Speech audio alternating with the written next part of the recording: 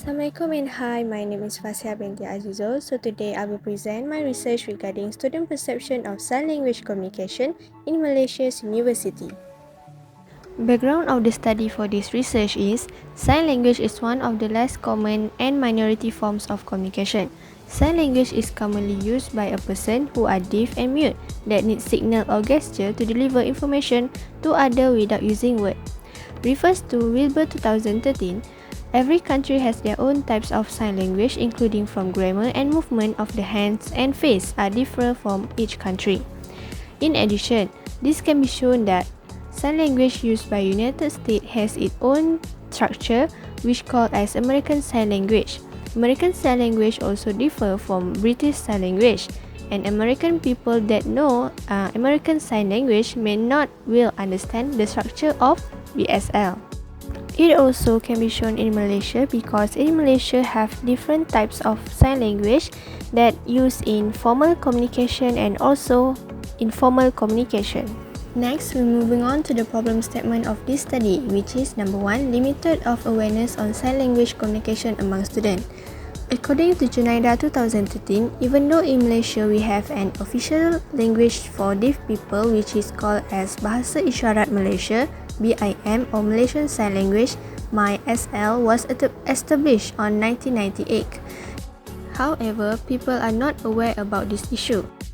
This can make the individual with hearing impaired may face a difficulty to have a normal conversation with normal people because they will face a gap to communicate. The second problem is the way that each sign language is applied is different will make the individual give up to understand deeper. This can impact the student perception on sign language.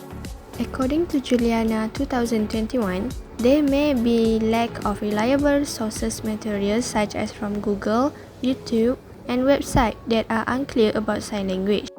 This can lead to the misunderstanding among the students at Malaysian universities.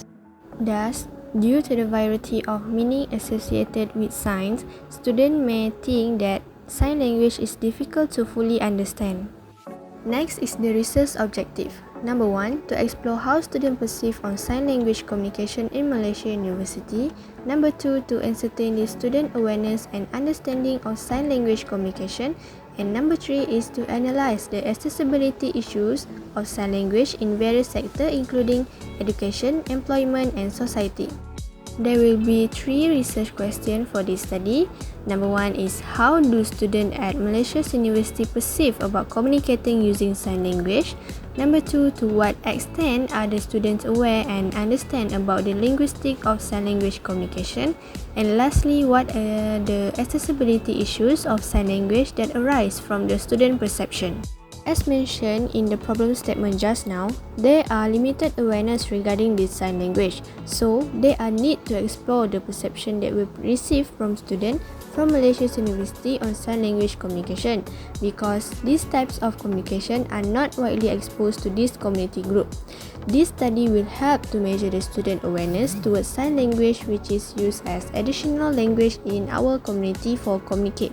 As for the result on this study is going to provide the useful information about the effective way to help students to understand the sign language easily. In addition, it also can help to gather the perception on preference mechanism for learning sign language that suit current generation. I have chosen the motor theory as the theoretical approach for this study.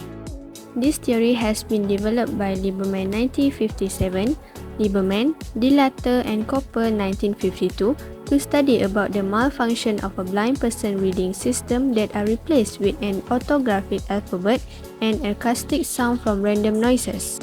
This theory can be related to sign language because what we perceive on sign language is based on the movement of body articulator which called as encoding and decoding of linguistic information.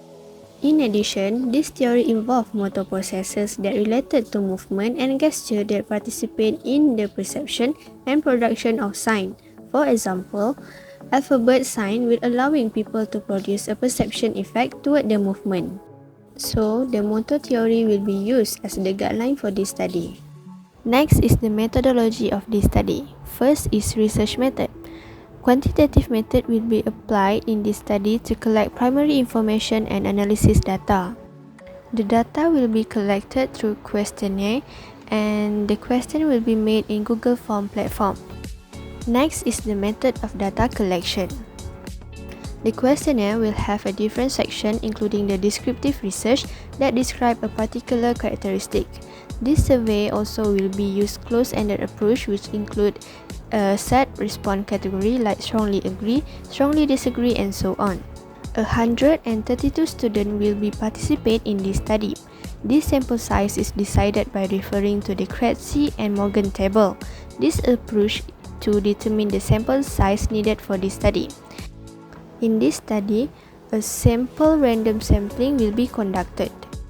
Method that will be used to analyze data in this study is descriptive analysis, that is to measure the data that are related to statistical or number. Next, the data that have been collected will be analyzed using the statistical package for the social science which is SPSS, a software program that will use for statistical analysis data including complex data. The last slide will be the major reference that I have used to complete this study. The first is the journal regarding the special education undergraduate students' perspective toward the importance of Malaysian Sign Language learning that are written by Shah Mirza Muhammad Rashid, Muhammad Hanafi Muhammad Yasin and Noraida Sahari, alias Ash'ari 2020. The second major reference is also the journal regarding the basics Malaysian Sign Language, the development of mobile learning application 2021.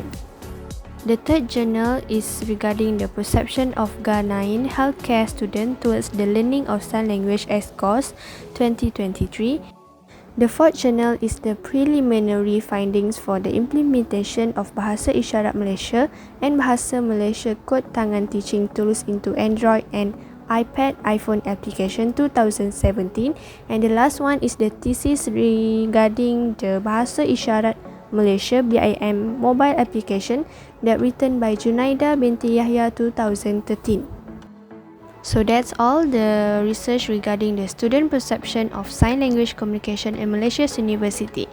Thank you.